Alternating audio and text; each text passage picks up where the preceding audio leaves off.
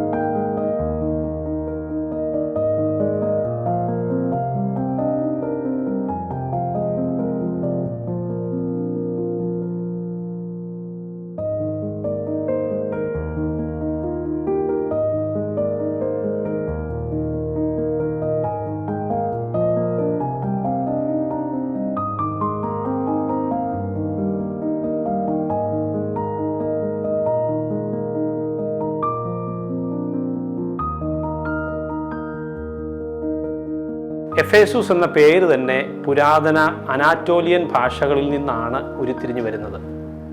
വിശാലമായ Indo European ഭാഷാ കുടുംബത്തിലെ ആദ്യ ശാഖയായ ഹിത്തീറ്റ് സംസ്കാരത്തിലുള്ള പ്രധാന ഭാഷകളിൽ ഒന്നാണ് അനാത്തോലിയ. ആ കാലത്ത് അനാത്തോലിയൻ ഭാഷ സംസാരിച്ചിരുന്നവർ ഹിറ്റൈറ്റ് വിഭാഗത്തിൽപ്പെട്ട ആളുകളായിരുന്നു. അവർ താമസിച്ചിരുന്ന നഗരം ഇന്നത്തെ തുർക്കിയിലെ അപ്പാസസ് എന്നാണ് അറിയപ്പെടുന്നത്.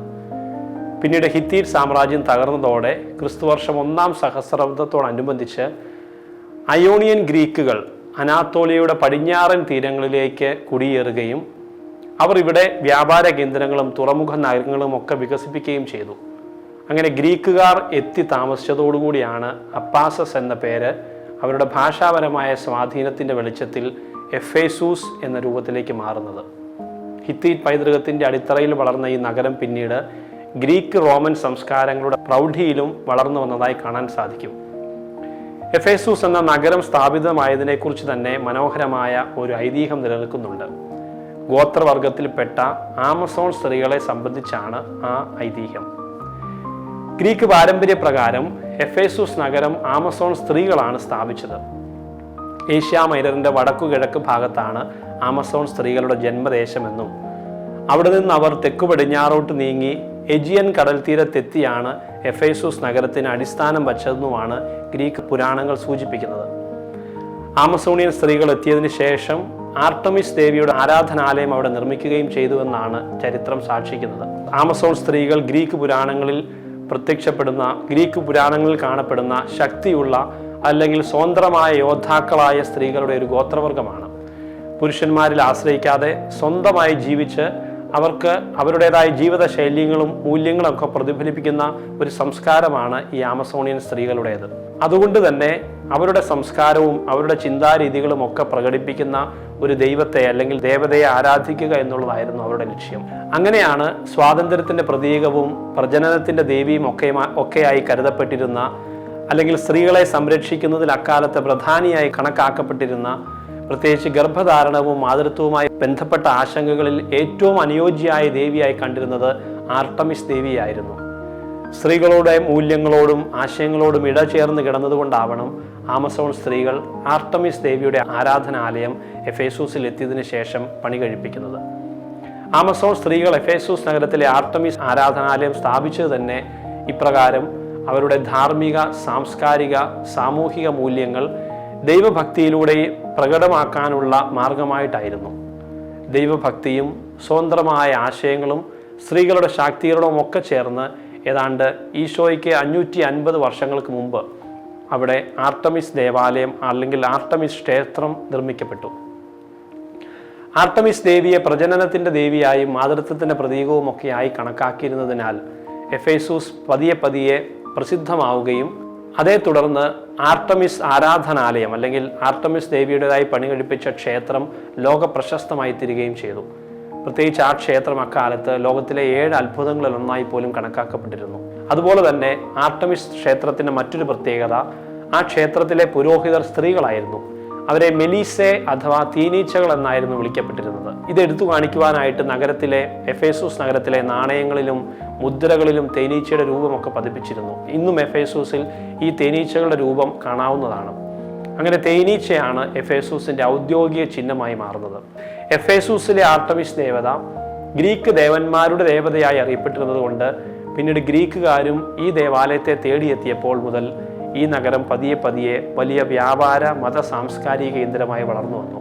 അങ്ങനെയാണ് പിന്നീട് റോമക്കാരും യഹൂദരും മറ്റു രാജ്യക്കാരും ഒക്കെ ഇങ്ങോട്ടേക്ക് എഫേസൂസിലേക്ക് വാണിജ്യത്തിനായി എത്തുന്നത്. എഫേസൂസിന്റെ സാംസ്കാരിക ചരിത്രവും ഏറെ പ്രാധാന്യമുള്ളതാണ്. പലവിധ സംസ്കാരങ്ങളുടെ ഒരു സംഗമ ഭൂമി കൂടിയായിരുന്നു എഫേസൂസ്. ഗ്രീക്ക്, റോമൻ സംസ്കാരം, ജൂതന്മാർ, പാശ്ചാത്യ ദേശത്തു നിന്നുള്ള വ്യാപാരികൾ, അങ്ങനെ എല്ലാവരും കലർന്നിരുന്ന ഒരു മഹാനഗരമായിരുന്നു എഫേസൂസ്. അതുപോലെ തന്നെ ഏഷ്യ മൈനറിലെ ഏറ്റവും പ്രധാനപ്പെട്ട തുറമുഖ നഗരങ്ങളിൽ ഒന്നായി എഫേസൂസ് അറിയപ്പെട്ടിരുന്നു. വ്യാപാരത്തിലും രാഷ്ട്രീയത്തിലും സംസ്കാരത്തിലും ലോക നഗരമായി അക്കാലത്ത് എഫേസൂസ് നിലകൊണ്ടിരുന്നു. അതുപോലെ തന്നെ കരവഴിയും കടൽ വഴിയും ഒക്കെയുള്ള സിൽക്ക് റൂട്ടിന്റെ സ്വാധീനം യഥാർത്ഥത്തിൽ എഫേസൂസിനെ ആഗോള വ്യാപാരത്തിന്റെ ഒരു ഭാഗമാക്കിയിരുന്നു. ചൈനയിൽ നിന്നുള്ള പട്ടുവസ്ത്രങ്ങളും അക്കാലത്ത് കരയാത്ര വഴി മധ്യേഷ്യ, പേർഷ്യ വഴി എഫേസൂസ് തുറമുഖത്തേക്ക് എത്തിയിരുന്നു. കടൽ വഴിയുള്ള സിൽക്ക് റൂട്ട് ഇന്ത്യൻ മഹാസമുദ്രം വഴി വന്ന് അറേബ്യൻ കടൽ, ചെങ്കടൽ വഴി മെഡിറ്ററേനിയൻ കടലിലൂടെ എഫേസൂസ് തുറമുഖത്തെത്തിയിരുന്നു. അങ്ങനെ എഫേസൂസ് തുറമുഖം ലോക വ്യാപാരത്തിന്റെ പശ്ചിമ കവാടം അല്ലെങ്കിൽ വെസ്റ്റേൺ ഗേറ്റ് എന്ന പേരിൽ അറിയപ്പെട്ടിരുന്നു. India, Arabia, Persia, Egypt, Greece എന്നിവിടങ്ങളിൽ നിന്നുള്ള വസ്തുക്കളും ഇവിടെ കൂടി കടന്നുപോയിരുന്നതായി ചരിത്രം സാക്ഷിക്കുന്നുണ്ട്. ഇന്ത്യയിൽ നിന്നുള്ള വ്യാപാര സാധനങ്ങൾ പ്രധാനമായി രത്നങ്ങളും സുഗന്ധ വ്യഞ്ജനങ്ങളും മുത്തുക്കളും ആനക്കൊമ്പുകളും ഒക്കെ ഇവിടെ എത്തിയിരുന്നു. അതുപോലെ തന്നെ അറേബ്യയിൽ നിന്നും ധൂപാർച്ചനയ്ക്കുള്ള പലവിധ സുഗന്ധ വ്യഞ്ജനങ്ങളും പേർഷ്യയിൽ നിന്ന് പട്ടും വിലപ്പെട്ട രത്നങ്ങളും ഒക്കെ എഫേസൂസ് വഴി കടന്നുപോയിരുന്നു. അതുപോലെ തന്നെ ഈജിപ്തിൽ നിന്നും ധാന്യങ്ങളും പപ്പിറസിന്റെ ഇലകളും ഗ്രീസ്, റോമിൽ നിന്നും കലാസാമഗ്രികളും വെള്ളി വസ്തുക്കളും വീഞ്ഞും ഒക്കെ എത്തിയിരുന്നതായി ചരിത്രം സാക്ഷിക്കുന്നുണ്ട്. ചുരുക്കത്തിൽ വിവിധ രാജ്യങ്ങളിൽ നിന്നുള്ള ആളുകൾ ഇവിടെ എത്തിയതിന് കാരണങ്ങൾ പലതാണ്. ഒന്നാമതായി എഫേസൂസ് ഇപ്പോൾ കണ്ടതുപോലെ വലിയ ഒരു കച്ചവട കേന്ദ്രമായിരുന്നു അക്കാലത്ത്. രണ്ടാമതായി എഫേസൂസ് ഒരു തീർത്ഥാടന നഗരവും കൂടിയായിരുന്നു. ആർട്ടമിസ് ക്ഷേത്രം ലോകത്തിന്റെ 7 അത്ഭുതങ്ങളിൽ ഒന്നായി കണക്കാക്കപ്പെട്ടിരുന്നതിനാൽ സ്വദേശികളും വിദേശികളുമായ യാത്രികരും തീർത്ഥാടകരും വിവിധ ദേശങ്ങളിൽ നിന്ന് എഫേസൂസിലെത്തിയിരുന്നു. എഫേസൂസിന്റെ മറ്റൊരു പ്രത്യേകത, ഇത് ഒരു രാഷ്ട്രീയ പ്രാധാന്യമുള്ള ഒരു പ്രദേശം കൂടിയായിരുന്നു. എഫേസൂസ് ഏഷ്യ മൈനറിലെ റോമാ സാമ്രാജ്യത്തിന്റെ തലസ്ഥാനമായിരുന്നതിനാൽ ഭരണസിരാകേന്ദ്രവും നിയമനിർമ്മാണ സ്ഥലവും എഫേസൂസ് ആയിരുന്നു. ചുരുക്കി പറഞ്ഞാൽ എഫേസൂസ് റോമക്കാരുടെ ഒരു പ്രധാനപ്പെട്ട അല്ലെങ്കിൽ ഏഷ്യ മൈനറിലെ ഒരു പ്രധാനപ്പെട്ട സ്ഥലമായി അക്കാലത്ത് അറിയപ്പെട്ടിരുന്നു. അതുപോലെ തന്നെ വിദ്യാഭ്യാസത്തിനും സാംസ്കാരിക വൈവിധ്യത്തിനും പ്രശസ്തമായിരുന്നു എഫേസൂസ്. വലിയ ലൈബ്രറികളാലും പ്രസിദ്ധമായ സെൽഷ്യസ് ലൈബ്രറി ഇവിടെയാണ്. 25,000 പേർക്ക് ഇരിക്കാൻ സാധിക്കുന്ന മഹത്തായ നാടകശാലകളും തിയേറ്ററുകളും ജിംനേഷ്യങ്ങളും ലോകപ്രശസ്തരായ ദാർശനിക പണ്ഡിതന്മാരാലും എഫേസൂസ് പ്രശസ്തമായിരുന്നു. അങ്ങനെ ജൂതന്മാരും ഗ്രീക്കുകാരും റോമക്കാരും തമ്മിലുള്ള ആശയവിനിമയത്താൽ എഫേസൂസ് നഗരം പലവിധ ചിന്താധാരകളുടെയും സാംസ്കാരിക വൈവിധ്യത്തിൻ്റെയും സംഗമ കേന്ദ്രം കൂടിയായി മാറി. ചുരുക്കത്തിൽ വ്യാപാരങ്ങളും തീർത്ഥാടനവും പലവിധ ദാർശനിക ചിന്തകളും ഒക്കെ സംഗമവേദിയായ എഫേസൂസ് ഒരു അന്തർദേശീയ സ്വഭാവമുള്ള നഗരമായി തീർന്നു. ഇനി ഇത്രമാത്രം വൈവിധ്യമാർന്ന ഈ എഫേസൂസ് എങ്ങനെയാണ് ക്രിസ്ത്യാനികളുടെ പ്രാരംഭ വളർച്ചയ്ക്കും അല്ലെങ്കിൽ ആദിമസഭയുടെ പ്രാരംഭ വളർച്ചയ്ക്കും തുടർന്ന് പൗലോസ്ലീഹായുടെയും പിന്നീട് യോഹന്നാൻ വരെ നീണ്ടു നിൽക്കുന്ന വിവിധ സുവിശേഷ പ്രഘോഷകരുടെ സ്വാധീനത്താൽ ക്രൈസ്തവ സഭയുടെ വളർച്ചയ്ക്ക് ഏറ്റവും അനുയോജ്യമായ വേദിയായി മാറിയെന്ന് നോക്കാം. അതിനു മുൻപ് അല്പം ആമുഖം എന്ന വണ്ണം പൗലോസ്ലീഹായുടെ വിവിധ പ്രേക്ഷിത യാത്രകളും അതേ തുടർന്ന് എങ്ങനെയാണ് പൗലോസ്ലീഹ എഫേസൂസിൽ എത്തിച്ചേരുന്നതെന്ന് നമുക്ക് നോക്കാം. പൗലോസ്ലീഹായുടെ ജീവിതയാത്രകൾ ക്രൈസ്തവ സഭയുടെ പ്രേക്ഷിത യാത്രയിലെ ഏറ്റവും നിർണായകമായ ഘട്ടമാണല്ലോ. ക്രിസ്തുവിൻ്റെ സുവിശേഷം ജെറുസലേമിൻ്റെ പരിധി കടന്ന് ഏഷ്യ, ഗ്രീസ്, റോമ സാമ്രാജ്യം മുഴുവൻ വ്യാപിക്കേണ്ടതിനായി ദൈവം തിരഞ്ഞെടുത്ത വിശേഷ ഉപകരണമായിരുന്നല്ലോ പൗലോസ്ലീഹ. അദ്ദേഹത്തിൻ്റെ 3 പ്രധാന സുവിശേഷ യാത്രകൾ, മിഷണറി ജേർണീസ്, മിശിഹായുടെ സഭയുടെ വ്യാപനത്തിൻ്റെയും വിവിധ ക്രൈസ്തവ സഭകളുടെ സ്ഥാപനത്തിൻ്റെയും വിശ്വാസത്തിൻ്റെ ഉറച്ച അടിസ്ഥാന വിവരങ്ങളെല്ലാം സ്ഥാപിക്കുന്നതിൻ്റെയും കൂടി ചരിത്രമാണ്. പൗലോസ്ലീഹയുടെ 1-ാം സുവിശേഷ യാത്ര ഏതാണ്ട് ക്രിസ്തുവർഷം 46 മുതൽ 48 വരെയുള്ള സമയത്താണ്. ഇതിനെക്കുറിച്ച് സ്ലീഹന്മാരുടെ നടപടി പുസ്തകത്തിൽ 13-14 അധ്യായങ്ങളിൽ കാണാവുന്നതാണ്. പൗലോസ്ലീഹയുടെ ഈ പ്രേക്ഷിത യാത്രയിൽ പൗലോസ്ലീഹയോടൊപ്പം പങ്കാളികളായിരുന്നവർ ബർണബാസും മാർക്കോസുമാണെന്ന് നമുക്കവിടെ കാണാൻ സാധിക്കും. അദ്ദേഹത്തിൻ്റെ 1-ാം സുവിശേഷ യാത്ര ആരംഭിക്കുന്നത് ഇന്നത്തെ സിറിയയിലുള്ള, അല്ലെങ്കിൽ സിറിയയും തുർക്കിയുമായി അതിർത്തി പങ്കിടുന്ന അന്ത്യോക്യയിൽ നിന്നുമാണ്. അന്ത്യോക്യയിൽ നിന്നും അദ്ദേഹം സൈപ്രസ് വഴി പംഫീലിയ, പിസീദ്യൻ അന്ത്യോക്യ, ഇക്കോണിയം, ലിസ്ത്ര, ദെർബ, അങ്ങനെ തിരികെ അന്ത്യോക്യയിലേക്ക് തിരിച്ചു പോകുന്നതാണ് അദ്ദേഹത്തിൻ്റെ ആദ്യത്തെ സുവിശേഷ യാത്ര. പൗലോസ്ലീഹ തൻ്റെ ആദ്യ സുവിശേഷ യാത്രയിൽ, മിഷണറി ജേർണിയിൽ, ഏഷ്യ മൈനറിലെ വിവിധ പ്രദേശങ്ങൾ സന്ദർശിക്കുന്നുണ്ട്. പക്ഷേ എഫേസൂസിൽ അദ്ദേഹം തൻ്റെ ആദ്യ പ്രേക്ഷിത യാത്രയിൽ എത്തിയിരുന്നില്ല. എന്നിരുന്നാലും സുവിശേഷം ജീവിച്ച പൗലോസ്ലീഹയുടെ ദൈവാനുഭവങ്ങൾ ഗ്രീക്ക് റോമൻ ലോകത്തേക്കുള്ള വാതിൽ തുറക്കുന്നതിൻ്റെ ആദ്യ പടിയായി ഈ യാത്ര കാണപ്പെടുന്നുണ്ട്. പൗലോസ്ലീഹയുടെ 2-ാം സുവിശേഷ യാത്ര ക്രിസ്തുവർഷം AD 49 മുതൽ 52 വരെയുള്ള സമയത്താണ്. ഇതിനെക്കുറിച്ച് സ്ലീഹന്മാരുടെ നടപടി പുസ്തകത്തിൽ ഇപ്രകാരം കാണാം. 15-ാം അധ്യായം മുതൽ 15 മുതൽ 18 വരെയുള്ള അധ്യായങ്ങളിൽ കാണാവുന്നതാണ്. പൗലോസ്ലീഹയുടെ ഈ പ്രേക്ഷിത യാത്രയിൽ പൗലോസ്ലീഹയോടൊപ്പം പങ്കാളികളായവർ തിമോത്തിയോസും ലൂക്കായുമാണ്. 2-ാം സുവിശേഷ യാത്രയും ആരംഭിക്കുന്നത് സിറിയയ്ക്ക് അടുത്തുള്ള അന്ത്യോക്യയിൽ നിന്നുമാണ്. അന്ത്യോക്യയിൽ നിന്നും ഏഷ്യ മൈനറിലേക്കും, പിന്നീട് ത്രോവാസിലേക്കും, അവിടെ നിന്ന് മച്ചദോണിയയിലേക്കും, അവിടെ നിന്ന് ഫിലിപ്പിയിലേക്കും, ഇന്നത്തെ ഗ്രീസിലെ ഫിലിപ്പിയിലേക്കും, തെസലോണിയയിലേക്കും, ബെറയാലേക്കും, അതുവഴി ആഥൻസിലേക്കും, കൊറിന്തോസിലേക്കും, പിന്നീട് തിരികെ എഫേസൂസിലേക്കും, അതുവഴി തിരികെ അന്ത്യോക്യയിലേക്കുമാണ്. അങ്ങനെ അന്ത്യോക്യ വഴിയാണ് അദ്ദേഹം ജെറുസലേമിലേക്ക് തിരികെ യാത്രയാവുന്നത്. ഈ യാത്രയിൽ വളരെ കുറച്ച് സമയം മാത്രമാണ് അദ്ദേഹം എഫേസൂസിൽ താമസിച്ചത്. പൗലോസ്ലീഹയുടെ 2-ാം പ്രേക്ഷിത യാത്രയിൽ എഫേസൂസിലെ സിനഗോഗയിൽ പ്രസംഗിച്ചുകൊണ്ടിരുന്നപ്പോൾ ജൂതന്മാർ അദ്ദേഹത്തോട് കൂടുതൽ സമയം അവിടെ തുടരാൻ ആവശ്യപ്പെടുന്നുണ്ട്. പക്ഷേ പൗലോസ്ലീഹ അതിന് മറുപടിയായി പറയുന്നത്, ദൈവം ഇച്ഛിച്ചാൽ തിരിച്ചു വരാമെന്ന് പറഞ്ഞുകൊണ്ട് അദ്ദേഹം ജെറുസലേമിലേക്ക് തിരികെ പോവുകയാണ്. ഈ സംഭവം സ്ലീഹന്മാരുടെ നടപടി പുസ്തകം 18-ാം അധ്യായത്തിൽ നമുക്ക് കാണാവുന്നതാണ്. പൗലോസ്ലീഹ എഫേസൂസിൽ അധികകാലം താമസിച്ചില്ലെങ്കിലും അദ്ദേഹത്തിൻ്റെ ഈ ചുരുങ്ങിയ സമയം ഭാവിയിൽ എഫേസൂസിൽ ചെയ്യാനുള്ള വലിയ ദൗത്യത്തിൻ്റെ മുന്നൊരുക്കമായി മാറിയിരുന്നു. ഇനി നമ്മൾ പൗലോസ്ലീഹയുടെ 3-ാം സുവിശേഷ യാത്രയെക്കുറിച്ച് ചിന്തിക്കുമ്പോൾ പൗലോസ്ലീഹയുടെ 3-ാം സുവിശേഷ യാത്ര ആരംഭിക്കുന്നത് ക്രിസ്തുവർഷം 53 മുതൽ 57 വരെയുള്ള കാലഘട്ടത്താണ്. ഇതിനെക്കുറിച്ച് സ്ലീഹന്മാരുടെ നടപടി പുസ്തകം 18-ാം അധ്യായം 18 മുതൽ 21 വരെയുള്ള അധ്യായത്തിൽ നമുക്ക് കാണാൻ സാധിക്കും. 3-ാം സുവിശേഷ യാത്രയും ആരംഭിക്കുന്നത് സിറിയയുടെ അതിർത്തിയിൽ കാണപ്പെടുന്ന അന്ത്യോക്യയിൽ നിന്നും, അതുവഴി ഗലാത്യയിലേക്കും, പിന്നീട് ഗലാത്യയിൽ നിന്ന് ഫ്രിഗ്യയിലേക്കും, അവിടുന്ന് എഫേസൂസിലേക്കും. എഫേസൂസിൽ 3-ാം സുവിശേഷ യാത്രയിലാണ് ഏറ്റവും കൂടുതൽ കാലം താമസിക്കുന്നത്. ഏതാണ്ട് 3 വർഷത്തോളം അദ്ദേഹം എഫേസൂസിൽ താമസിക്കുന്നുണ്ട്.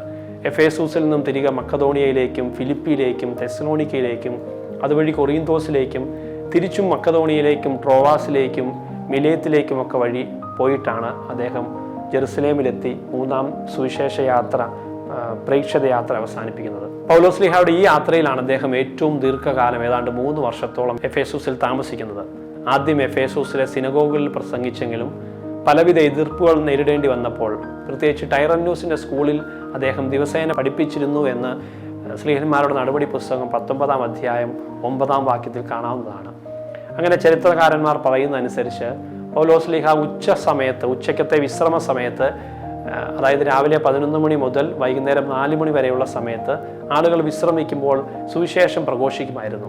തൽഫലമായി പതിയെ പതിയെ ഏഷ്യയിലെ എല്ലാവരും, ജൂതരും ഗ്രീക്കുകാരും എഫേസൂസിലുണ്ടായിരുന്ന പല നാട്ടുകാർ, അവരെല്ലാം കർത്താവിൻ്റെ വചനം കേട്ടുവന്ന് സ്ലീഹന്മാരുടെ നടപടി പുസ്തകം 19-ാം അധ്യായത്തിലും 10-ാം വാക്യത്തിൽ കാണാവുന്നതാണ്. ഇങ്ങനെ പൗലോസ്ലീഹ മുഖാന്തിരം ദൈവം ധാരാളം അത്ഭുതങ്ങൾ നടത്തുന്നുണ്ട് എഫേസൂസിൽ.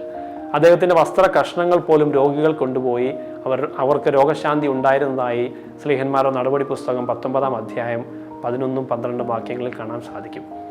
എഫേസൂസ് മന്ത്രവാദത്തിലും ദാർശനികവാദങ്ങളിലും പ്രശസ്തമായ നഗരമായിരുന്നു. എന്നാൽ സുവിശേഷത്തിൻ്റെ ശക്തി മൂലം വിശ്വാസികളായവർ മന്ത്രവാദ ഗ്രന്ഥങ്ങൾ പൊതുജനങ്ങൾക്ക് മുമ്പിൽ കത്തിച്ചു എന്ന് കാണാൻ സാധിക്കും. ആ കത്തിച്ച ഗ്രന്ഥങ്ങളുടെ വില ഏതാണ്ട് 50,000 ദ്രാക്മയായിരുന്നു. ഒരു ദ്രാക്മ എന്ന് പറയുന്നത് ഒരു ദിവസത്തെ വേതനത്തിന് തുല്യമാണ്. അങ്ങനെ കണക്കാക്കുമ്പോൾ 50,000 ദിവസത്തിൻ്റെ അത്രയും വിലപിടിപ്പുള്ള, അല്ലെങ്കിൽ 50,000 ദിവസ വേതനത്തിൻ്റെ വിലപിടിപ്പുള്ള പുസ്തകങ്ങൾ സുവിശേഷം കേട്ട് മാനസാന്തരപ്പെട്ടവർ കത്തിച്ചു കളയുന്നതായിട്ട് അപ്പോസ്തലന്മാരുടെ നടപടി പുസ്തകം 19-ാം അധ്യായത്തിൽ കാണാൻ സാധിക്കും. ഇപ്രകാരമുള്ള പ്രവൃത്തികൾ ചൂണ്ടുന്നത്, അല്ലെങ്കിൽ ഇപ്രകാരമുള്ള സംഭവങ്ങൾ ചൂണ്ടുന്നത് ഒരു സമൂഹത്തിൻ്റെ ആത്മീയ പുനരുജ്ജീവനത്തിനും പഴയ ജീവിതത്തിൽ നിന്നുള്ള വേർപാടിനും ഒക്കെ കാരണമാകുന്ന ഒരു തീക്ഷ്ണമതിയായ സുവിശേഷ പ്രഘോഷകനായ പൗലോസ്ലീഹായെയാണ്. എഫേസൂസിനെ കുറിച്ച് ചിന്തിക്കുമ്പോൾ മറക്കരുതാത്ത മറ്റൊരു വ്യക്തിത്വമാണ് ദിമിത്രിയോസും അദ്ദേഹത്തിൻ്റെ നേതൃത്വത്തിൽ നടന്ന കലാപവും. ഇതിൻ്റെ കാരണം എഫേസൂസിലെ ആർട്ടമിസ് ക്ഷേത്രം എന്ന ദേവാലയം പുരാതന ലോകത്തിൽ തന്നെ 7 അത്ഭുതങ്ങളിൽ ഒന്നായിരുന്നുവെന്ന് നാം കണ്ടല്ലോ.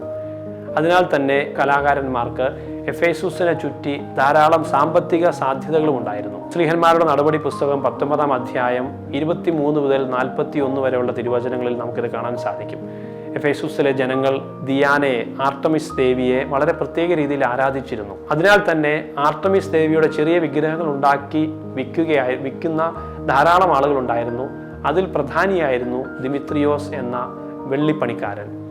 പൗലോസ് ഒരേ ഒരു സത്യദൈവത്തെക്കുറിച്ച് എഫേസൂസിൽ പ്രസംഗിച്ചപ്പോൾ അത് ദിയാനയുടെ വിഗ്രഹത്തിന് നേരിട്ടുള്ള വെല്ലുവിളിയായി, അല്ലെങ്കിൽ അവരുടെ കച്ചവടത്തിനുള്ള ഒരു വെല്ലുവിളിയായി കണ്ടതുകൊണ്ടാവാം പൗലോസ്ലീഹായ്ക്ക് ഇവരുടെ എല്ലാം ശത്രുത സമ്പാദിക്കേണ്ടി വന്നത്. ക്രിസ്ത്യാനികളാകുന്നത് മൂലം ആർട്ടമിസ് ദേവിയോടുള്ള വിഗ്രഹാരാധന ഉപേക്ഷിക്കണമെന്നുള്ള ചിന്ത വർദ്ധിക്കുകയും അത് മതജീവിതത്തിനും എന്തിന് പ്രാദേശിക സമ്പദ് വ്യവസ്ഥയ്ക്ക് പോലും വെല്ലുവിളി ഉണ്ടാക്കുകയും ചെയ്തു. സ്ലീഹന്മാരുടെ നടപടി പുസ്തകം 19-ാം അധ്യായത്തിൽ പറഞ്ഞിരിക്കുന്നത് പോലെ അതിനെ തുടർന്ന് എഫേസൂസിൽ ഒരു കലാപം പൊട്ടിപ്പുറപ്പെടുകയാണ്. ഇങ്ങനെ കലാപം പൊട്ടിപ്പുറപ്പെടുമ്പോൾ വെള്ളി ശില്പങ്ങളുടെ നിർമ്മാതാക്കളിൽ പ്രധാനിയായിരുന്ന ദിമിത്രിയോസ് ജനങ്ങളെ കൂട്ടി പറഞ്ഞു, ഈ പൗലോസ് കൈകൊണ്ടുണ്ടാക്കുന്നവരല്ല ദേവന്മാർ എന്ന് ഇവിടെ പഠിപ്പിക്കുകയും അതേ തുടർന്ന് ഇങ്ങനെ പോയാൽ നമ്മുടെ തൊഴിൽ നഷ്ടപ്പെടുകയും ആർട്ടമിസ് ദേവിയുടെ മഹത്വം ഇല്ലാതാവുകയും ചെയ്യുമെന്ന് ജനങ്ങളെ അറിയിക്കുകയാണ്. എഫേസൂസിലെ ആർട്ടമിസ് ആണ് ഞങ്ങൾക്ക് വലുത് എന്ന് അവിടുത്തുകാർ വിളിച്ചു പോവുകയും ഏതാണ്ട് 25,000 പേർക്ക് ഇരിക്കാവുന്ന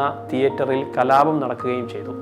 ഇതിന് മറുപടി പറയാൻ പൗലോസ്ലീഹ തയ്യാറായെങ്കിലും അദ്ദേഹത്തിൻ്റെ ശിഷ്യരും നഗരത്തിൻ്റെ അധികാരികളും പൗലോസ്ലീഹയെ തടയുകയും അവസാനം നഗരസഭയുടെ ചുമതലയുള്ള ആളുകൾ ചേർന്ന് ജനങ്ങളെ ശാന്തരാക്കുകയുമാണ്. ഈ സംഭവമൊക്കെ സ്ലീഹന്മാരുടെ നടപടി പുസ്തകം 19-ാം അധ്യായത്തിൽ നമുക്ക് വായിക്കാവുന്നതാണ്. കലാപങ്ങളും വിഗ്രഹാരാധനയ്ക്കെതിരായ പ്രതികരണങ്ങളും ഒക്കെ ഉണ്ടായിരുന്നുവെങ്കിലും എഫേസൂസ് സഭ പതിയെ വളരുന്നതായിട്ട് നമുക്ക് കാണാൻ സാധിക്കും. തുടർന്ന് പൗലോസ്ലീഹ പിന്നീട് മക്കദോണിയയിലേക്ക് യാത്ര തുടരുന്നതിന് ശേഷം എഫേസൂസുകാർക്ക് എഴുതുന്ന ലേഖനത്തിൽ സഭയുടെ ആത്മീയ ഐക്യം വ്യക്തമാക്കുന്നുണ്ട്.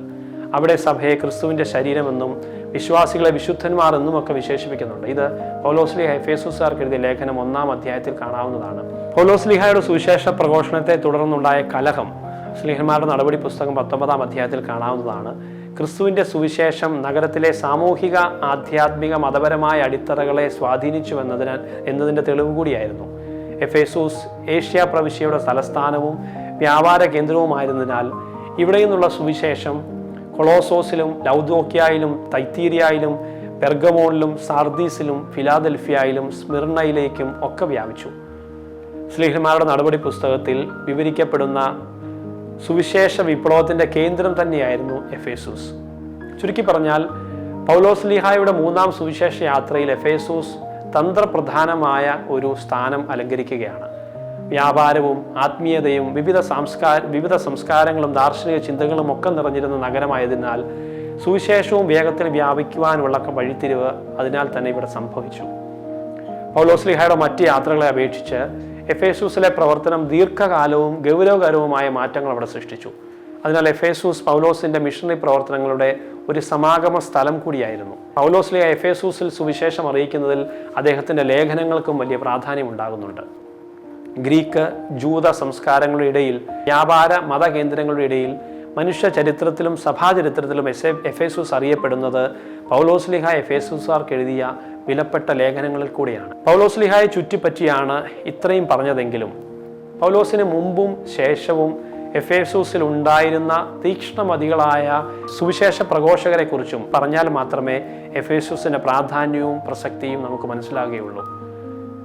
അതിൽ പ്രധാനിയാണ് അക്വിലയും പ്രിസ്കില്ലയും. സ്ലീഹന്മാരുടെ നടപടി പുസ്തകം 18-ാം അധ്യായത്തിൽ റോമിൽ താമസിച്ചിരുന്ന ഒരു യഹൂദ ദമ്പതികളായിട്ടാണ് ഇവർ അറിയപ്പെടുന്നത്.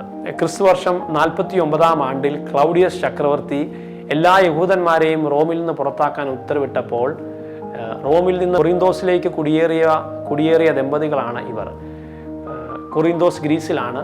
അവിടെ വെച്ച് അവർ പൗലോസ്ലീഹായുടെ 2-ാം പ്രേക്ഷിത യാത്രയിൽ കണ്ടുമുട്ടി. അതേ തുടർന്ന് അവർ ഒരുമിച്ച് കൂടാരപ്പണി നിർമ്മാണം ചെയ്തതായി സ്ലീഹന്മാരുടെ നടപടി പുസ്തകം 18-ാം അധ്യായത്തിൽ നമുക്ക് കാണാൻ സാധിക്കും.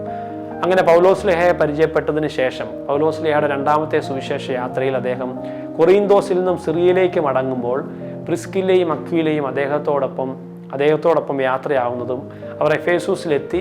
എന്നാൽ പൗലോസ്ലീഹ അവിടെ അധിക നേരം താമസിക്കാതെ അദ്ദേഹം ജെറുസലേമിലേക്ക് പോവുകയും അങ്ങനെ പ്രിസ്കില്ലയും അക്വിലയും എഫേസൂസിൽ താമസിക്കാൻ ആരംഭിക്കുകയും ചെയ്തു. ചുരുക്കി പറഞ്ഞാൽ അവർ പൗലോസിനേക്കാൾ മുമ്പ് സ്ഥിരമായി എഫേസൂസിൽ താമസിക്കാൻ തുടങ്ങി. അങ്ങനെ പ്രിസ്കില്ലയും അക്വിലയും പൗലോസിനേക്കാൾ സ്ഥിരതയോടെ എഫേസൂസിൽ താമസിക്കുകയും സഭയുടെ ആദ്യഘട്ടത്തിൽ നിർണായക പങ്ക് വഹിക്കുകയും ചെയ്തവരാണ്.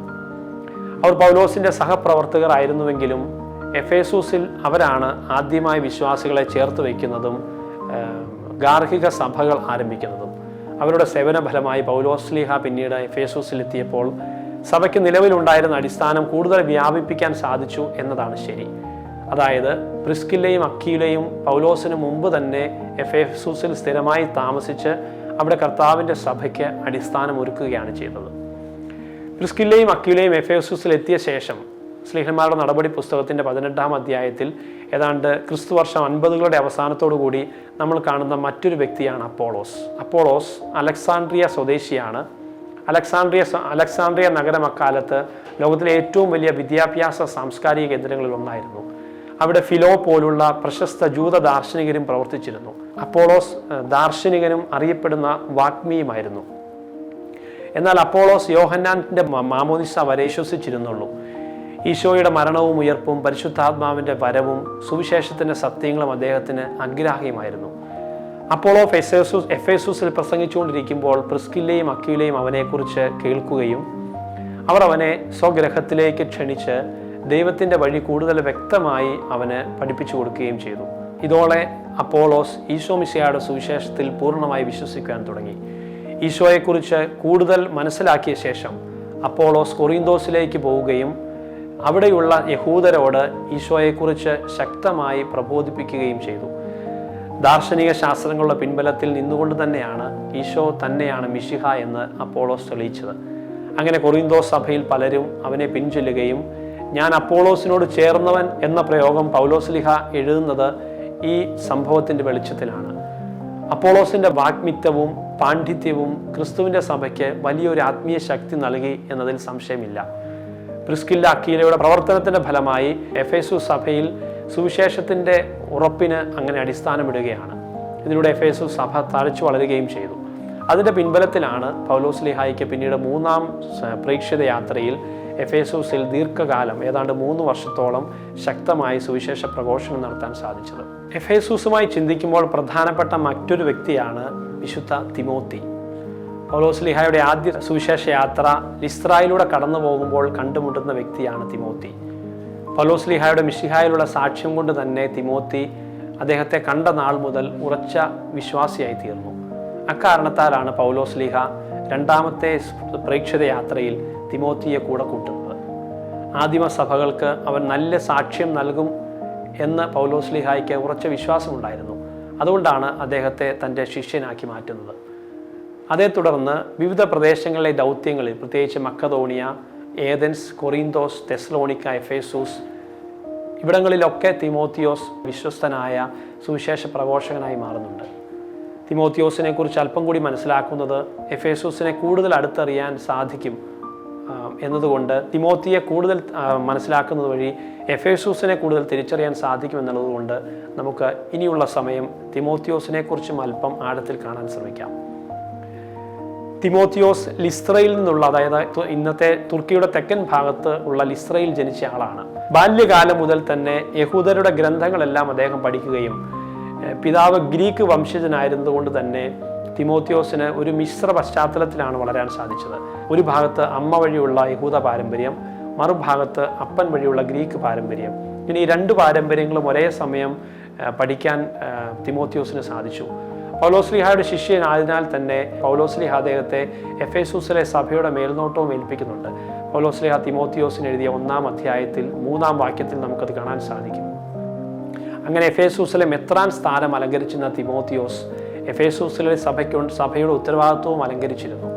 എഫേസൂസിലെ സഭയിലെ അധ്യാപകരെ പഠിപ്പിക്കുക, സുവിശേഷ പ്രഘോഷകരെ പഠിപ്പിക്കുക, അവരെ നിയന്ത്രിക്കുക, അതുപോലെ തന്നെ ആരാധനാക്രമ ഗ്രന്ഥങ്ങളും നേതൃയോഗങ്ങളും ഒക്കെ സംഘടിപ്പിക്കുക, തെറ്റായ ഉപദേശങ്ങൾക്കെതിരെ പോരാടുക, സഭയിലെ യുവാക്കൾക്ക് മാതൃകയായി തീരുക, ഇവയൊക്കെയായിരുന്നു തിമോത്തിയോസിൻ്റെ ഉത്തരവാദിത്വം.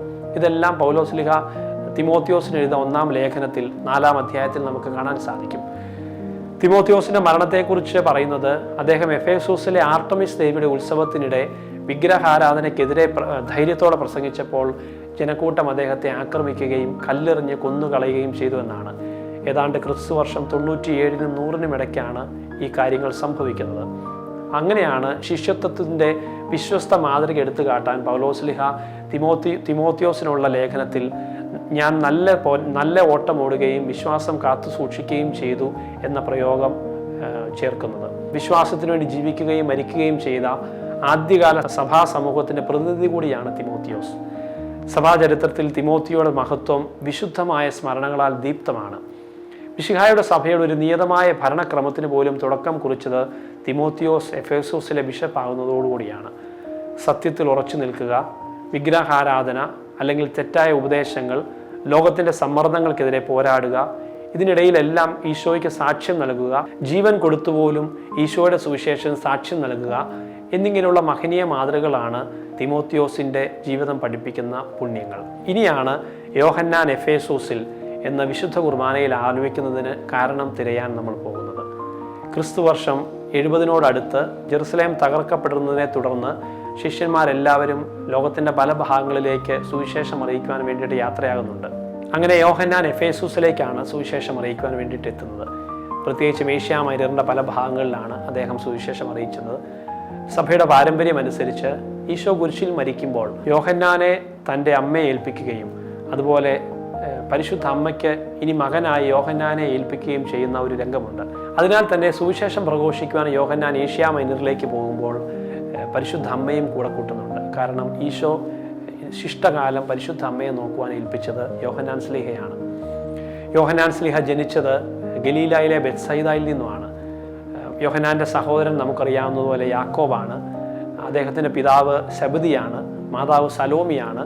അതുപോലെ തന്നെ യോഹന്നാൻ സ്ലീഹ സുവിശേഷം അറിയിക്കുവാൻ എഫേസൂസിലാണ് എത്തിയത് എന്നുള്ളതിന് ഒരു പ്രധാന തെളിവാണ് വിശുദ്ധ സഞ്ചാരത്തിൻ്റെ 3-ാം എപ്പിസോഡിൽ, മാക്ടീവിയുടെ 3-ാം എപ്പിസോഡിൽ നമ്മൾ കണ്ട എഫേസൂസിലുള്ള മാതാവിൻ്റെ വീട്.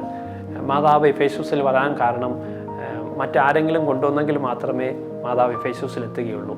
മറിയത്തിൻ്റെ സംരക്ഷണം യോഹന്നാൻ ഏൽപ്പിച്ചതുകൊണ്ടാവണം യോഹന്നാൻ സ്ലീഹ സുവിശേഷം അറിയിക്കുവാൻ എഫേസൂസിൽ എത്തുമ്പോൾ അല്ലെങ്കിൽ ഏഷ്യ മൈനറിൽ കൂടി കടന്നു പോകുമ്പോൾ എഫേസൂസിൽ മാതാവിന് വീടൊരുക്കുന്നത്. ആദ്യകാല സഭാപിതാക്കന്മാരായ ഇറനേവൂസും യൗസേബിയസും ഒക്കെ രേഖപ്പെടുത്തുന്നുണ്ട് ഇപ്രകാരം യോഹന്നാൻ തൻ്റെ വൃദ്ധാവസ്ഥയിൽ എഫേസൂസിൽ എത്തിയതായും തുടർന്ന് അദ്ദേഹം ഏഷ്യ മൈനറിലെ സഭകളെ പരിപാലിപ്പിക്കുകയും ചെയ്തതായിട്ട് സഭാ ചരിത്രകാരന്മാർ പറയുന്നുണ്ട്. സഭയുടെ പാരമ്പര്യപ്രകാരം യോഹന്നാൻ്റെ സുവിശേഷം, അതുപോലെ തന്നെ യോഹന്നാൻ സ്ലീഹ എഴുതിയ 3 കത്തുകൾ, വെളിപാട് പുസ്തകം ഒക്കെ എഴുതുന്നത് എഫേസൂസിലെ സേവനവുമായി ബന്ധപ്പെട്ടാണ്. യോഹന്നാൻ എഫേസൂസിലെത്തുമ്പോൾ ഈശോയുടെ സഭ വളരുന്നതിനോടൊപ്പം പീഡനവും വർദ്ധിക്കുവാൻ തുടങ്ങുന്നുണ്ട്. ഡൊമീഷ്യൻ ചക്രവർത്തിയുടെ കാലത്ത് ഏതാണ്ട് ക്രിസ്തുവർഷം 81-നും 96-നും ഇടയ്ക്ക് റോമൻ സാമ്രാജ്യത്തിൽ ചക്രവർത്തി ആരാധന നിർബന്ധമാകുന്നുണ്ട്. ആ സമയത്ത് യോഹന്നാൻ അതിനെ വിമർശിച്ചുകൊണ്ട് സംസാരിക്കുന്നുണ്ട്. അതിനാൽ തന്നെ എഫേസൂസിൽ നിന്ന് യോഹന്നാനെ അവർ പിടികൂടി ആദ്യം റോമിലേക്ക് കൊണ്ടുപോവുകയും ചില രേഖകൾ പ്രകാരം യോഹന്നാൻ സ്ലീഹ എണ്ണയിൽ വേവിക്കാൻ ശ്രമിച്ചു എന്നൊക്കെ പറയുന്നുണ്ട്. പക്ഷേ അതിൽ നിന്നും അദ്ദേഹം അത്ഭുതകരമായി രക്ഷപ്പെട്ടു എന്നും കാണാൻ സാധിക്കും. തുടർന്നാണ് അദ്ദേഹത്തെ പാത്മോസ് ദ്വീപിലെ കാരാഗ്രഹത്തിലേക്ക് നാട് കടത്തുന്നത്. പാത്മോസ് ദ്വീപിൽ ഇന്നും ചെല്ലുമ്പോൾ കാണാൻ സാധിക്കും അവിടെ കാരാഗ്രഹമായിട്ട് ഒന്നുമില്ല, മറിച്ച് പാത്മോസ് ദ്വീപ് തന്നെ ഒരു കാരാഗ്രഹമായിട്ടാണ് അറിയപ്പെടുന്നത്. മാക് ടിവിയുടെ വിശുദ്ധ സഞ്ചാരത്തിൻ്റെ മറ്റൊരു എപ്പിസോഡിൽ ഇന്നുള്ള പാത്മോസ് ദ്വീപിനെക്കുറിച്ചും പാത്മോസ് ദ്വീപിൻ്റെ പ്രത്യേകതകളെക്കുറിച്ചുമൊക്കെ സംപ്രേക്ഷണം ചെയ്യുന്നതാണ്. ആ വെളിപാട് പുസ്തകത്തിലാണ് സ്മിർണയിലെ 7 സഭകളെ അഭിസംബോധന ചെയ്ത് സംസാരിക്കുമ്പോൾ അതിലാദ്യം അഭിസംബോധന ചെയ്യുന്നത് ഈ എഫേസൂസ് സഭയെക്കുറിച്ചാണ്.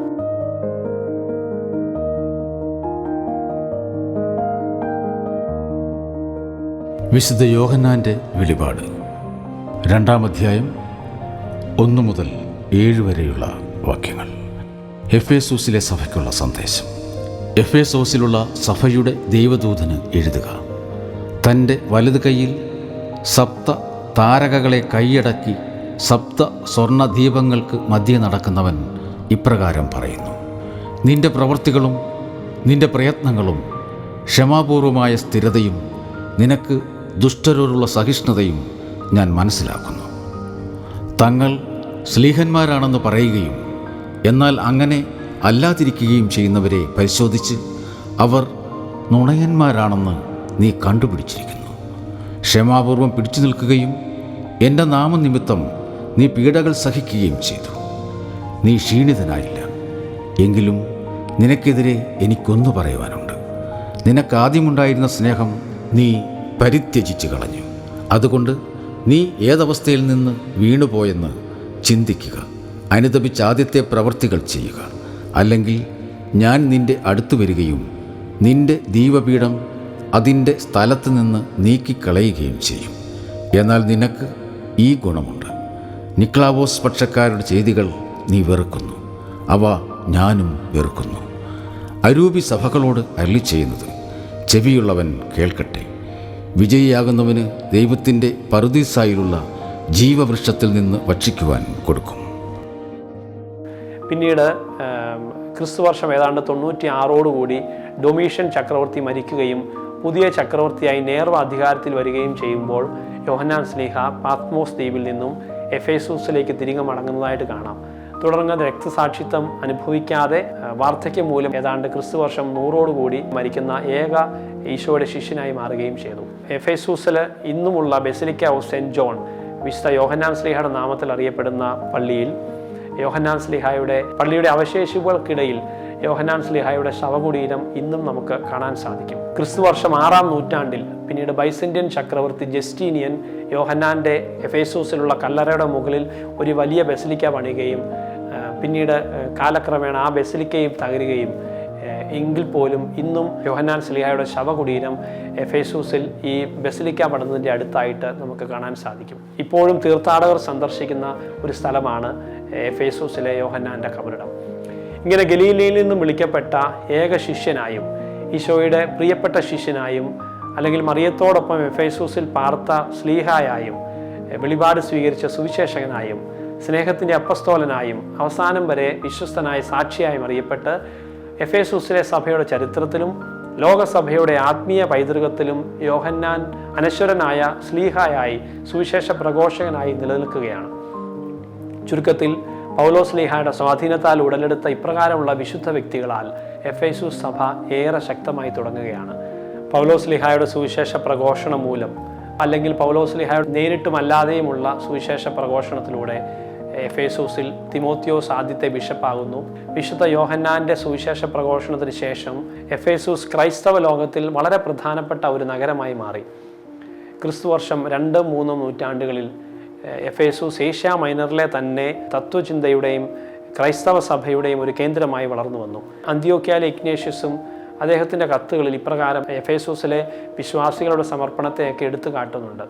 പിന്നീട് 4-5 നൂറ്റാണ്ടുകളിൽ ഈശോയുടെ സ്വഭാവത്തെക്കുറിച്ചുള്ള തർക്കങ്ങൾ എഫേസൂസ് സഭയിൽ ശക്തമായി വന്നു. ഇതിൻ്റെ പര്യവസാനമായി ക്രിസ്തുവർഷം 431 എഫേസൂസിൽ ഒരു കൗൺസിൽ ചേരുകയും ഈ കൗൺസിലിൽ പരിശുദ്ധ മറിയത്തെ ദൈവമാതാവ് എന്ന് ഔദ്യോഗികമായി പ്രഖ്യാപിക്കുകയും ചെയ്തു. എന്നാൽ അന്ത്യോക്യൻ പാഠശാലയിൽ നിന്നും വന്ന പിന്നീട് കോൺസ്റ്റാന്റിനോപ്പിൾ പാത്രിയർക്കീസുമായ നെസ്തോറിയസ് ഇതിനെതിരെ ഒരു വാദമുണ്ടെന്ന് ഉന്നയിക്കുകയും മറിയം തിയോത്തോക്കോസ് ദൈവത്തിൻ്റെ അമ്മയല്ല, മറിച്ച് ക്രിസ്തോക്കോസ് ക്രിസ്തുവിൻ്റെ അമ്മ മാത്രമാണ് എന്ന് അവതരിപ്പിക്കുകയും ചെയ്തു. കാരണം മറിയം ജനിപ്പിച്ചത് ദൈവത്തിൻ്റെ ശാശ്വതമായ ദിവ്യ സ്വഭാവത്തെ അല്ല, മറിച്ച് മനുഷ്യ ശരീരം ധരിച്ച ഈശോ മിശിഹായെയാണ്. ദിവ്യ സ്വഭാവം അനാദിയായതിനാൽ അത് ജനിക്കുകയില്ലെന്നും മറിച്ച് മനുഷ്യനായി ജനിക്കുന്ന മിശിഹായാണ് ജനിക്കുന്നതെന്നും നെസ്റ്റോറിയസ് പഠിപ്പിച്ചു. എന്നാൽ അലക്സാണ്ട്രിയയിലെ സിറിൽ ഇതിനെതിരെ ശക്തമായി വിമർശിക്കുകയും പ്രതികരിക്കുകയും ഒക്കെ ചെയ്തു. അതേ തുടർന്ന് അദ്ദേഹം നെസ്റ്റോറിയസിനെ തെറ്റിദ്ധരിക്കുകയും ചെയ്തു. നെസ്റ്റോറിയസ് ക്രിസ്തുവിൻ്റെ 2 സ്വഭാവങ്ങളുടെ വ്യത്യാസം വ്യക്തമാക്കുവാൻ ശ്രമിച്ചുവെങ്കിലും സിറിൽ അത് ഈശോയെ 2 വ്യക്തികളായി വേർതിരിക്കുന്നു എന്ന രീതിയിൽ കുറ്റപ്പെടുത്തുകയാണ് ഉണ്ടായത്. അലക്സാണ്ട്രിയയും കോൺസ്റ്റാന്റിനോപ്പിളും തമ്മിലുള്ള രാഷ്ട്രീയ അധികാര മത്സരങ്ങളൊക്കെ ഈ വിവാദത്തെ കൂടുതൽ രൂക്ഷമാക്കി. കൗൺസിലിൽ അലക്സാണ്ട്രിയയിലെ സിറിലിൻ്റെ പിന്തുണക്കാരായിരുന്നു കൂടുതലായി ഉണ്ടായിരുന്നതിനാൽ നിർഭാഗ്യവശാൽ നെസ്റ്റോറിയസ് സഭയിൽ നിന്ന് തന്നെ പുറത്താക്കപ്പെട്ടു. ഇങ്ങനെ വിശുദ്ധ യോഹന്നാന് ശേഷം 5 നൂറ്റാണ്ടുകളോളം എഫേസൂസ് കേന്ദ്രസ്ഥാനമായി നിലകൊണ്ടു. ഇനി നമുക്ക് എഫേസൂസ് കൗൺസിലിന് പുറകിലുള്ള, അതായത് പരിശുദ്ധ അമ്മയെ തിയോത്തോക്കോസ് ആണോ ക്രിസ്തക്കോസ് ആണോ എന്ന് ചർച്ച ചെയ്ത സംഭവത്തിന് പിറകിലുള്ള രസകരമായ ഒരു സംഭവം കൂടി മനസ്സിലാക്കിയിട്ട് എഫേസൂസിനെ കുറിച്ചുള്ള ഈ എപ്പിസോഡ് അവസാനിപ്പിക്കാം. ഗ്രീക്ക് സംസ്കാരത്തിൽ പരാമർശിക്കുന്ന ആർട്ടമിസ് ദേവിയെക്കുറിച്ചാണ്, ദേവിയെ ചുറ്റിപ്പറ്റിയാണ് ഈ രസകരമായ വസ്തുത. അതായത് അക്കാലത്ത് ചരിത്രപരമായി വ്യത്യസ്ത പ്രദേശങ്ങളിൽ വ്യത്യസ്ത സ്വഭാവമുള്ള ആർട്ടമിസ് രൂപങ്ങളുണ്ടായിരുന്നു. ഗ്രീസിലെ ദെൽഫിയയിലുള്ള ആർട്ടമിസ് ദേവിയെ വനത്തിൻ്റെ സംരക്ഷകയായും വേട്ടക്കാരുടെ മധ്യസ്ഥയായും ബാലികകളുടെ സംരക്ഷണത്തിൻ്റെ മധ്യസ്ഥയായും ഒക്കെ കണ്ടിരുന്നപ്പോൾ എഫേസൂസിലെ ആർട്ടമിസ് ദേവിക്ക് അനാത്തോലിയൻ പൈതൃകപരമായ ചില മൂല്യങ്ങളുണ്ടായിരുന്നു. കാരണം എഫേസൂസ് നിർമ്മിച്ചതെന്ന് പറയപ്പെടുന്ന ആമസോൺ സ്ത്രീകൾ ഏഷ്യ മൈനറിൽ നിന്നും വന്നവരായിരുന്നല്ലോ. പ്രത്യേകിച്ച് ഏഷ്യ മൈനറിലെ സൈബേൽ എന്ന ദൈവസങ്കല്പം, അതായത് ഗ്രീക്ക് സംസ്കാരത്തിലെ ദൈവങ്ങളുടെ എല്ലാം മാതാവായി എഫേസൂസിലെ ആർട്ടമിസ് ദേവിയെ അവർ കരുതുകയും ചെയ്തു.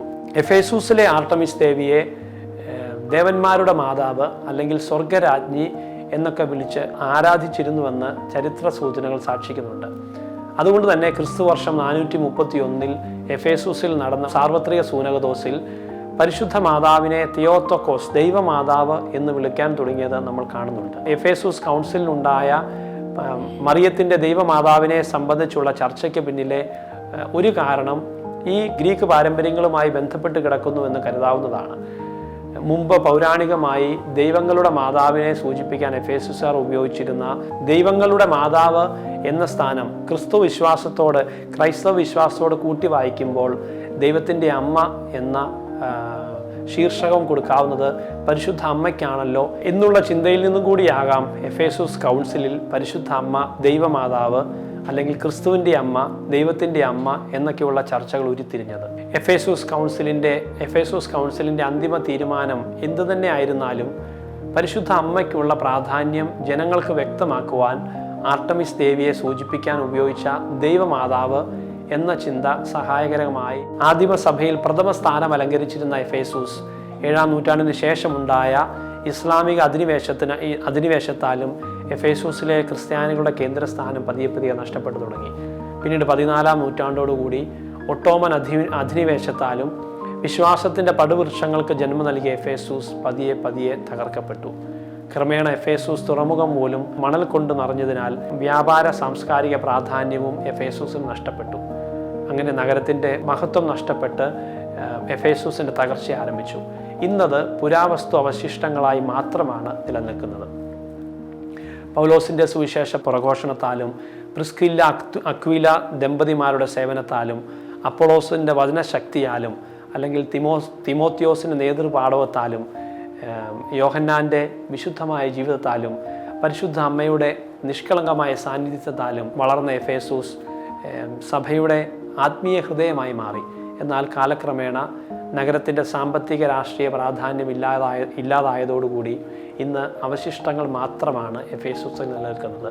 ആ അവശിഷ്ടങ്ങളുടെ തിരുശേഷിപ്പുകളുടെ നേർക്കാഴ്ചകളിലേക്കാണ് മാക് ടിവിയുടെ പ്രേക്ഷകരെ ഇന്ന് ക്ഷണിക്കുന്നത്.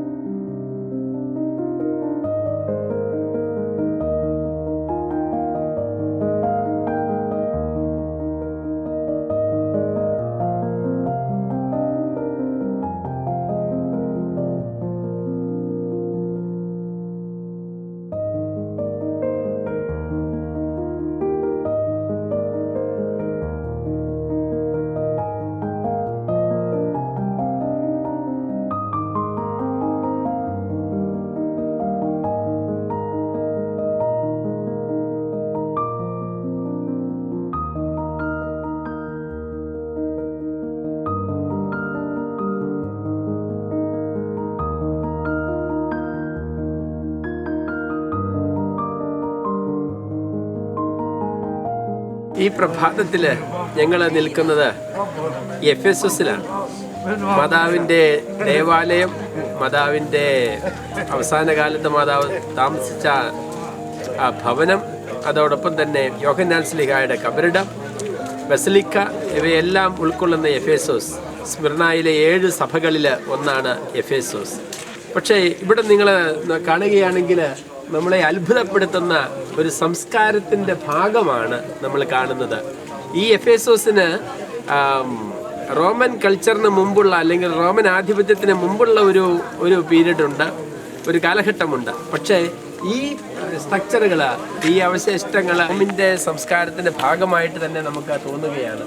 കാരണം ഒരു കാലഘട്ടത്തിൽ ഈ സ്ട്രക്ചറുകൾ പണിയുവാനായിട്ട് എത്രയോ വർഷങ്ങളെടുത്ത് കാണും, എത്രയോ മനുഷ്യരുടെ അധ്വാനമായിരിക്കാം. പക്ഷേ അതെല്ലാം ചില ഓർമ്മകളും ഓർമ്മപ്പെടുത്തലുകളുമാണ്. ഈ പുറകിൽ കാണുന്ന ഒരു കല്ല് തന്നെ, അതൊരു നമ്മുടെ നാട്ടുഭാഷയിൽ പറഞ്ഞാൽ ഒരു ഒറ്റ കല്ലിൽ തീർത്തിരിക്കുന്ന ഒരു സംഭരണിയായിട്ട് നമുക്ക് തോന്നും. അതിൻ്റെ മൂടിയായിട്ട് ഉപയോഗിച്ചിരിക്കുന്ന വലിയ കല്ലാണ് മുകളിൽ കാണുന്നത്. അത് തന്നെ ആ ഒറ്റ സാധനം തന്നെ നമ്മളെ അത്ഭുതപ്പെടുത്തുന്നതാണ്. ഏതായാലും ഈ എഫേസോസിൻ്റെ ഈ സാംസ്കാരിക പൈതൃകത്തിൽ സന്ദർശിക്കാൻ സാധിക്കുന്നത് തന്നെ വലിയൊരു കാര്യമാണ്. ഇവിടെ എല്ലാം വന്ന് വിദേശികൾ ഇവിടെ സമയമെടുത്ത് ആഴ്ചകളെടുത്ത് താമസിച്ച് പഠിച്ച് പോകുന്നതാണ്. ഇപ്പോഴും എക്സ്കവേഷൻസ് നടന്നുകൊണ്ടിരിക്കുന്നതിൽ ആണ് നമ്മൾ പുറകിൽ കാണുന്ന ആ ഒരു കാര്യം. ഇപ്പോഴും എക്സ്കവേഷൻസ് നടന്നുകൊണ്ടിരിക്കുകയാണ്. അപ്പോൾ ഇതെല്ലാം തീർച്ചയായിട്ടും മനുഷ്യൻ്റെ വളർച്ചയുടെ വിവിധ കാലഘട്ടങ്ങളെക്കുറിച്ച് നമ്മളെ ഓർമ്മപ്പെടുന്നതാണ്. അതോടൊപ്പം തന്നെ ചില സംസ്കാരങ്ങൾ ഇല്ലാതായതിൻ്റെയും ചില ഓർമ്മകളാണ് നമ്മളിവിടെ കാണുന്നത്. അപ്പോൾ ഏതായാലും ഇവിടെ വരുവാനും കാര്യങ്ങൾ കാണുവാനും മനസ്സിലാക്കുവാനും എല്ലാം സാധിച്ചതിൽ സന്തോഷം. നിങ്ങൾക്കെല്ലാവർക്കും നല്ല ആശംസകൾ.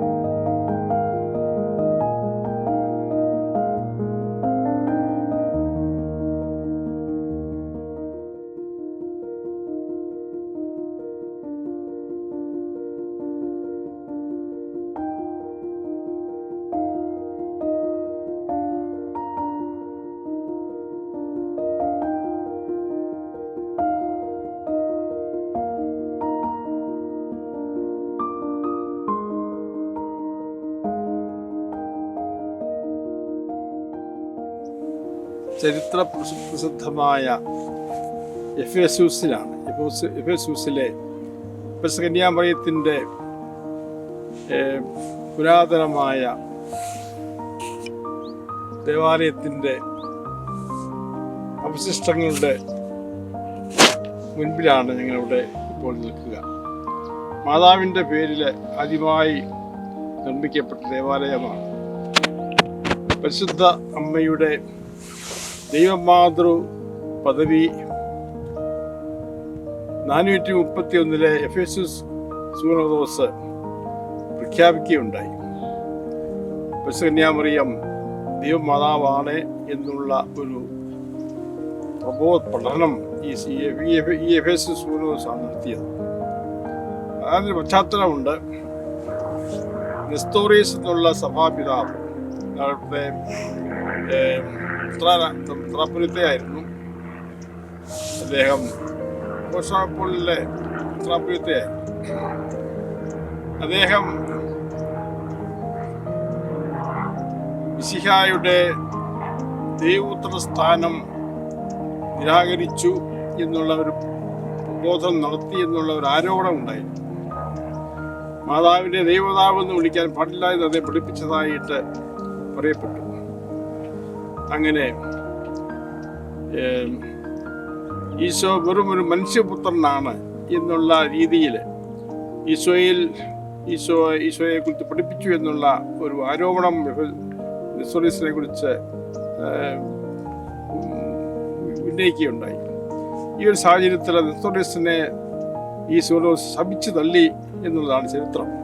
വാസ്തവത്തിൽ അത് ശരിയായ ഒരു നടപടിയായിരുന്നില്ല. കാരണം നെസ്തോറിയസ് ഒരിക്കലും തെറ്റായ ഒരു പ്രബോധനം പഠിപ്പിച്ചിരുന്നില്ല എന്ന് പിന്നീടുള്ള പഠനങ്ങൾ, പ്രത്യേകിച്ച് അടുത്ത കാലത്ത് ഈ കഴിഞ്ഞ നൂറ്റാണ്ടിൻ്റെ അവസാനം നടത്തിയ പഠനങ്ങളിൽ തെളിയിക്കപ്പെട്ടിട്ടുണ്ട്. നെസ്തോറിയസ് മാതാവിനെ കുറിച്ച് അതുവരെയുള്ള സഭാ പാരമ്പര്യത്തെ അടിസ്ഥാനപ്പെടുത്തിയാണ് പഠിപ്പിച്ചിരുന്നത്. കാരണം ബൈബിളിനെ അടിസ്ഥാനമാക്കിയും സഭാ പാരമ്പര്യത്തെ അടിസ്ഥാനമാക്കിയാണ് നെസ്തോറിയസ് പഠിപ്പിച്ചത്. ബൈബിളിൽ ഒരിക്കലും മറിയത്തെ ദൈവമാതാവ് എന്ന് വിളിച്ചിട്ടില്ല. ബൈബിളിൽ വിളിച്ചിരിക്കുന്നത് മിശിഹായുടെ മാതാവ് എന്നാണ്. അതുപോലെ ചരിത്രത്തിൽ അതുവരെയും മാതാവിനെ ദൈവമാതാവ് വിളിച്ചിരുന്നില്ല. മിശിഹായുടെ അല്ലെങ്കിൽ ക്രിസ്തുവിൻ്റെ അമ്മ എന്നാണ് വിളിച്ചിരുന്നത്. അതാണ് നെസ്തോറിയസ് പ്രപ്പോസ് ചെയ്തത്. മറിയത്തെ മനുഷ്യനായ മിശിഹായുടെ അമ്മയാണെന്നോ ദൈവമാതാവാണെന്നോ അല്ല പറയേണ്ടത്, മിശിഹായുടെ അമ്മയാണെന്നാണ് പറയേണ്ടത്.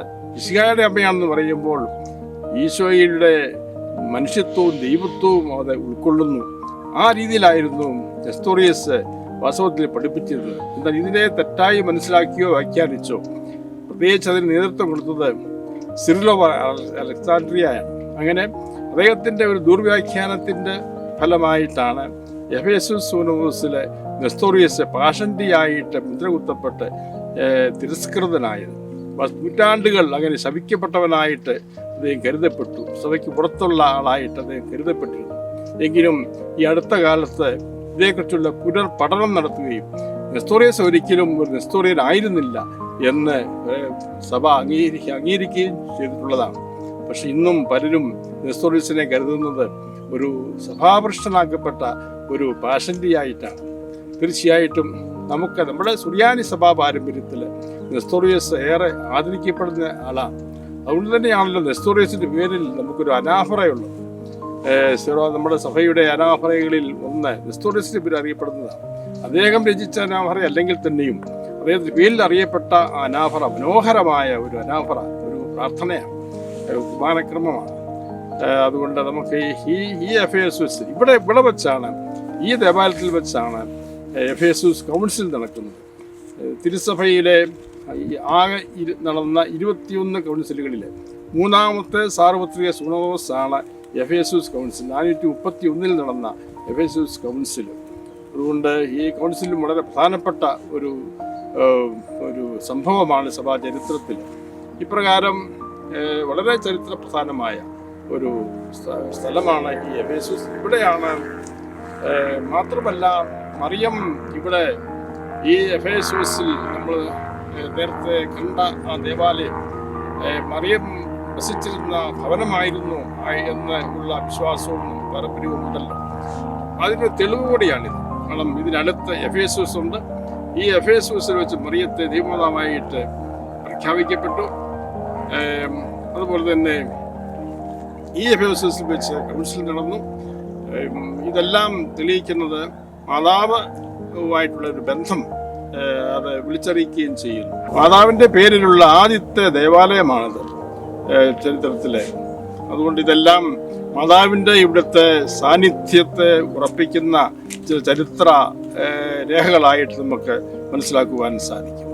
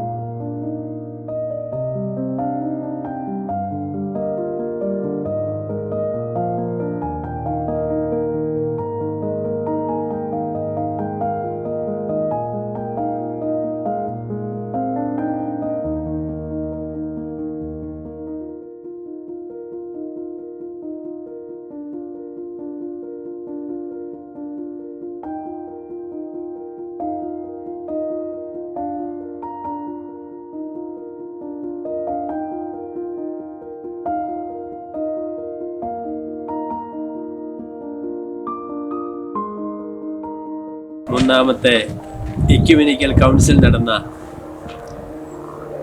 പരിശുദ്ധാമ്മയുടെ ദൈവമാതൃത്വം പ്രഖ്യാപിച്ച ഈ ദേവാലയത്തിൽ പരിശുദ്ധാമ്മയുടെ ഓർമ്മയിൽ പരിശുദ്ധാമ്മയുടെ സ്തുതിക്കായിട്ട് പ്രാർത്ഥിച്ചുകൊണ്ട് ഞങ്ങളായിരിക്കുന്നു. നന്മ നിറഞ്ഞ മറിയമേ സുസ്തി, കർത്താവ് അങ്ങയുടെ കൂടെ സ്ത്രീകളിൽ അങ്ങ് അനുഗ്രഹിക്കപ്പെട്ടവളാകുന്നു. അങ്ങയുടെ ഉദരത്തിൻ ഫലമായി ഈശോ അനുഗ്രഹിക്കപ്പെട്ടവളാകുന്നു.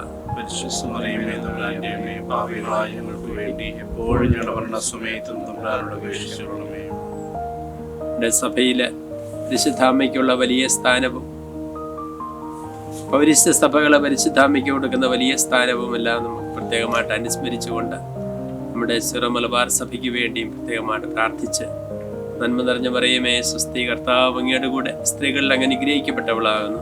അങ്ങയുടെ ഉദരത്തിൻ ഫലമായി ഈശോ അനുഗ്രഹിക്കപ്പെട്ടവനാകുന്നു.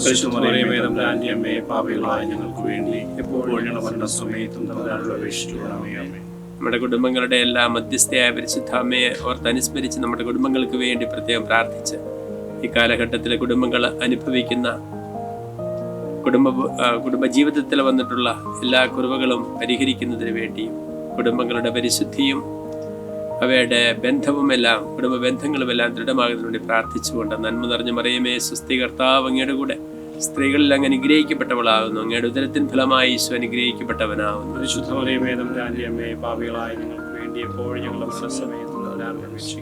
പിതാവിനും പുത്രനും പരിശുദ്ധാത്മാവിനും സ്തുതി.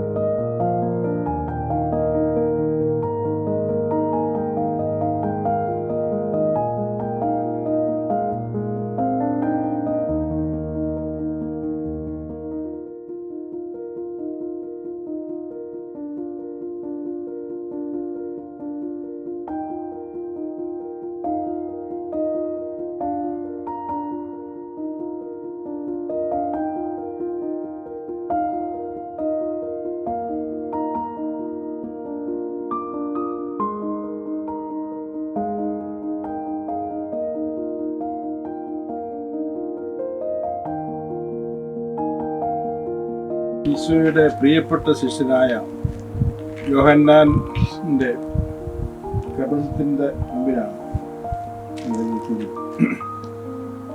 യോഹന്നാനെ കുറിച്ച് സുവിശേഷത്തിൽ പറയുന്നുണ്ടല്ലോ.